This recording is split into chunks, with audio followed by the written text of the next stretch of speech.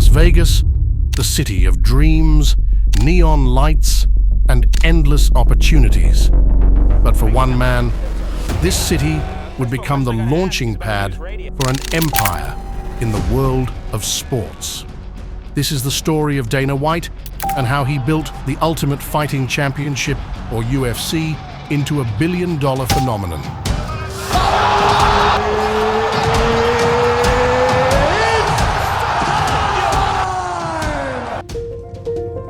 Dana Frederick White Jr. was born in Manchester, Connecticut in 1969.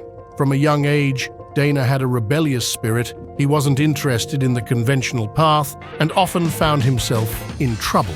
Growing up, Dana moved between Boston and Maine, facing challenges that shaped his tenacious character. His parents divorced when he was young, and he was raised primarily by his mother and grandmother. I came from a family with a single mom. My dad was an alcoholic, was never around, and when he did show up, you didn't want him around. You know what I mean? This unstable environment forged a strong-willed and independent young man.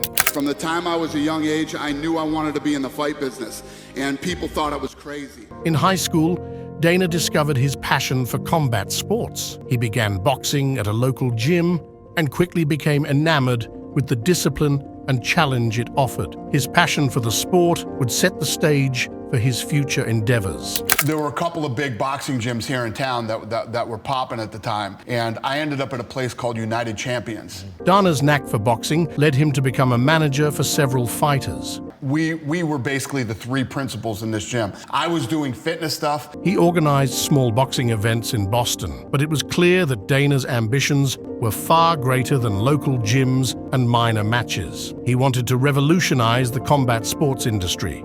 I wanted to learn every single piece of the business, and I did everything. I mean, I trained, I boxed, I refereed, I worked corners, I did everything. In the early 1990s, a new sport was emerging: mixed martial arts, or MMA.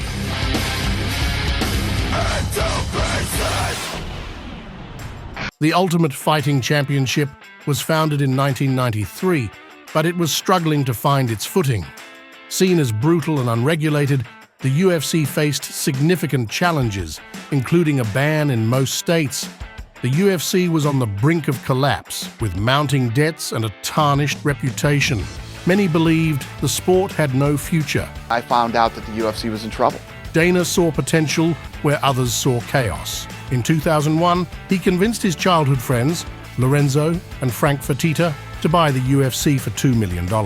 Said Lorenzo and I were going to get involved in boxing. They were down in Miami. I called them and said, I think this thing's in trouble. I think we could buy the UFC. And a month later, we owned the company. The Fertitta brothers trusted Dana's vision and appointed him as the president. Originally, the deal was I owned 10%, they owned the rest. I was the president, came in and took this thing over and started to run it. It was a monumental gamble. At the time, the UFC was valued at just $2 million, a modest sum compared to what it would become. The new ownership brought hope, but it was Dana's relentless energy and business acumen that would drive the transformation. Yeah, I was always just on the fucking grind. I go into work every day and I keep my head down. You don't even keep think fucking about going for it. I mean, if you look at what we've done, I get to work at 8:30, 9 o'clock in the morning every day, and I leave the office at 8 o'clock, 8:30 every fucking night. So that's always been my drive, my focus, my mentality, whatever the fuck you want to call it. But I got the phone call one day. Took the helm with a mission to legitimize and popularize MMA. He revamped the rules, making the sport safer and more appealing to a wider audience. With the Fertitta brothers' backing, they invested in production, marketing, and talent. They created the unified rules of mixed martial arts, which included weight classes, 145 for Conor McGregor, rounds, and judging criteria, transforming the sport into a regulated and sanctioned competition.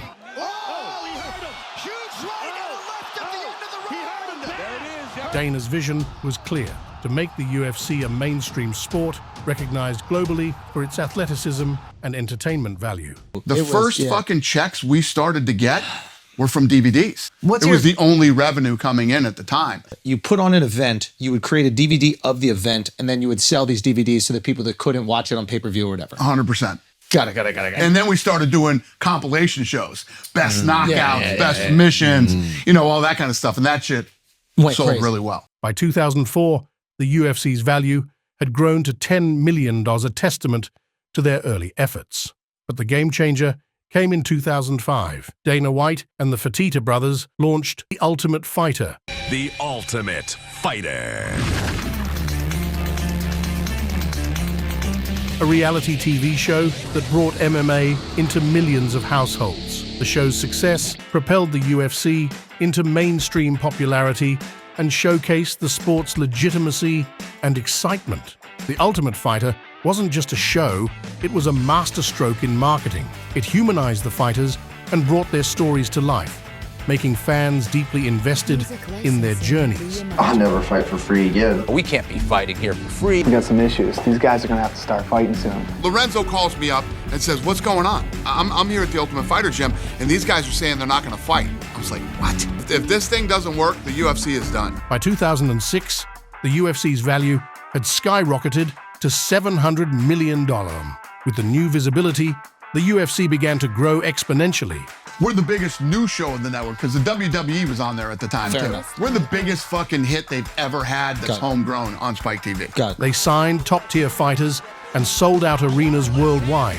The pay-per-view events became must-watch spectacles, drawing millions of viewers. Yeah, that was it. It just, from that fucking night on.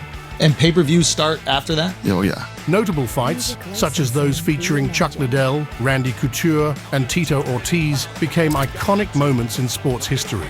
The UFC's rise was meteoric. From gritty underground fights to glamorous events in sold-out arenas, Dana White's vision was becoming a reality. By 2011, the UFC was valued at over $1 billion. Dana's business acumen and unyielding promotion of the UFC led to groundbreaking deals. He negotiated with networks, sponsors, and international partners, solidifying the UFC's place as a global sports powerhouse. The deals with major networks like Fox and later ESPN brought the UFC into mainstream sports broadcasting, making it accessible to millions more fans. By 2015, the UFC's value had climbed to $3.5 billion. In 2016, the culmination of Dana White's efforts came to fruition when the UFC was sold to WME-IMG for a staggering $4 billion. It was one of the largest deals in sports history, and Dana White remained at the helm, continuing to push the brand forward. So now you have $360 million plus whatever you had before that, correct? I got a couple bucks. Does it all come at once, or are there installments? Does it come? Is there a giant novelty Payments? check that you're presented with, like Ed McMahon used? It has to go through a bunch of regulation. Yeah. And once all the regulation is done and the thing, I guess you just get a check. Yeah, Wow. I guess that's how it works. Will you build a castle, or will you? The sale marked a new era for the UFC, with even greater resources to expand and innovate.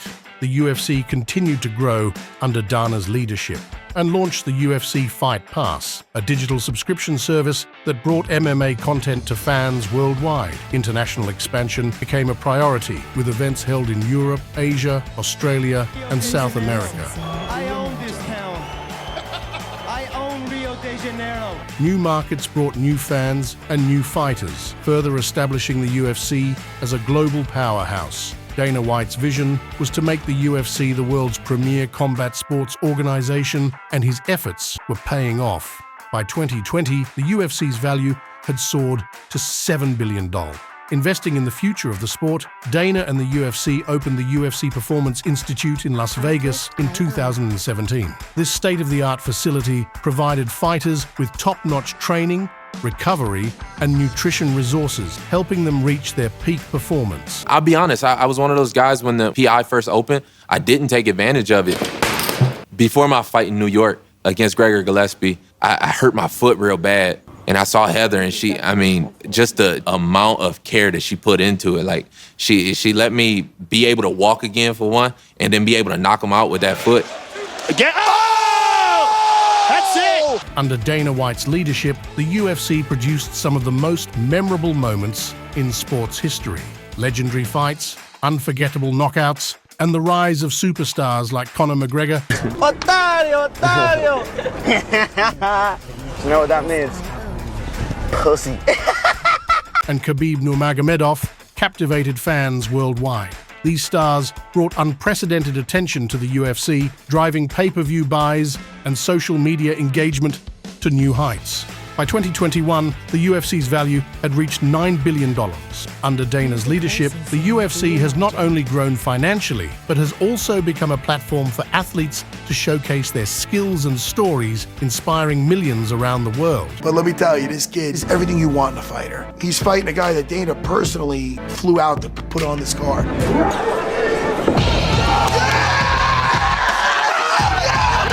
Wow. You're going to the UFC! Oh, man. Dana! That makes it 7-2. As of 2023, the UFC's value is estimated to be over $10 billion. This is the story of Dana White and the UFC.